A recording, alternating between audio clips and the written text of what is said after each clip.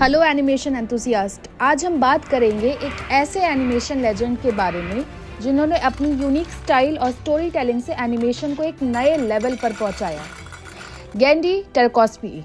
आज आपको अगर समुराई जैक, डेक्स्टर्स लैबोरेटरी या होटल ट्रांसिल्वेनिया याद हैं तो आपको पता होगा कि उनमें से काफ़ी कुछ उनकी क्रिएटिव जीनियस का रिजल्ट है। चलिए देखते हैं कि कैसे गैंडी ने अपनी स्टाइल से एनिमेशन की दुनिया को रीडिफाइन कर दिया। Genndy was born in 1970 Moscow, Russia, लेकिन उनकी फैमिली बहुत जल्दी अमेरिका शिफ्ट हो गई। बचपन से ही उनको आर्ट और एनिमेशन का बहुत शौक था। उन्होंने अपनी education California institute of art से की, जहां उन्होंने एनिमेशन और फिल्म मेकिंग के प्रिंसिपल सीखे। गैंडी की स्टाइल पर बहुत इन्फ्लुएंस था जापानीज एनिमे, और उन्होंने अपनी एनिमेशन को सिंपल येट विजुअली स्ट्राइकिंग बनाने के लिए बोल्ड लाइंस और मिनिमल डिजाइन्स का यूज किया। उनका ये मानना था कि एनिमेशन को विजुअल इम्पैक्ट देने के लिए हमेशा क्लैरिटी और सिंप्लिसिटी इम्पोर्टेंट है। गैंडी का पहला बिग ब्रेक 1996 में आया जब उन्होंने डेक्स्टर्स लैबोरेटरी को क्रिएट किया। ये शो कार्टून नेटवर्क पर आया और इंस्टेंटली पॉपुलर हो गया। डेक्स्टर एक छोटा सा जीनियस साइंटिस्ट और उसकी एडवेंचर्स ने एनिमेशन की दुनिया को एक फ्रेश डायरेक्शन दी। डेक्स्टर्स लैबोरेटरी में उन्होंने बोल्ड ग्राफिक स्टोरी टेलिंग और फास्ट पेस्ड ह्यूमर का परफेक्ट कॉम्बिनेशन दिया। इस शो की सक्सेस ने गैंडी को एक क्रिएटिव पावर हाउस बना दिया। फिर आई समुराई जैक, जो एनिमेशन के लिए गेम चेंजर साबित हुई।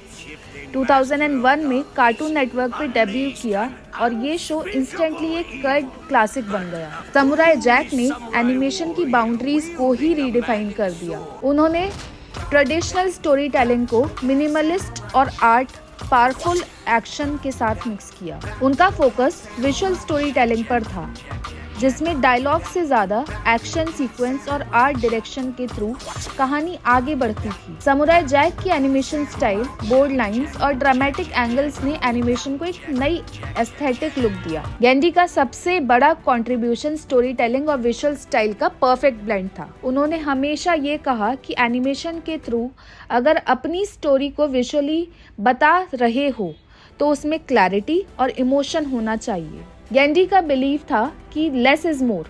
उन्होंने अपने शोज में ज्यादा डायलॉग की बजाय साइलेंस और एक्शन को ज्यादा इंपॉर्टेंस दी। समुराई जैक और डेक्स्टर्स लैबोरेटरी के कैरेक्टर्स भी इस फिलॉसफी का रिफ्लेक्शन थे। Simple design yet deep characters, motivation और strong visuals. It's always thinking about what's the best quality and what's amazing to watch. गैंडी ने अपनी एनिमेशन जर्नी को सिर्फ टीवी शोज तक सीमित नहीं रखा, बल्कि होटल ट्रांसिल्वेनिया जैसी ब्लॉकबस्टर मूवीज भी बनाई। 2012 में रिलीज हुई होटल ट्रांसिल्वेनिया एक मेजर सक्सेस थी, और उसके बाद होटल ट्रांसिल्वेनिया 2 और होटल ट्रांसिल्वेनिया 3 भी हिट हुई।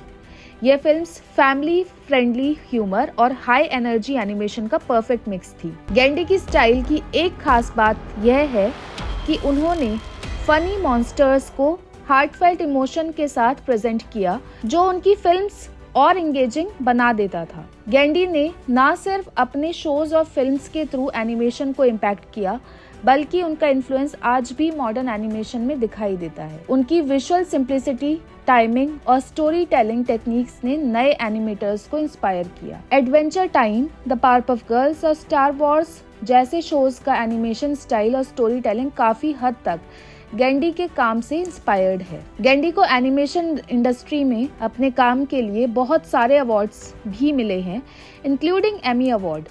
उन्होंने एनिमेशन को सिर्फ एक फॉर्म ऑफ एंटरटेनमेंट नहीं, बल्कि एक विजुअल लैंग्वेज बनाया जिसमें इमोशन और स्टोरीज इजीली एक्सप्रेस हो सके।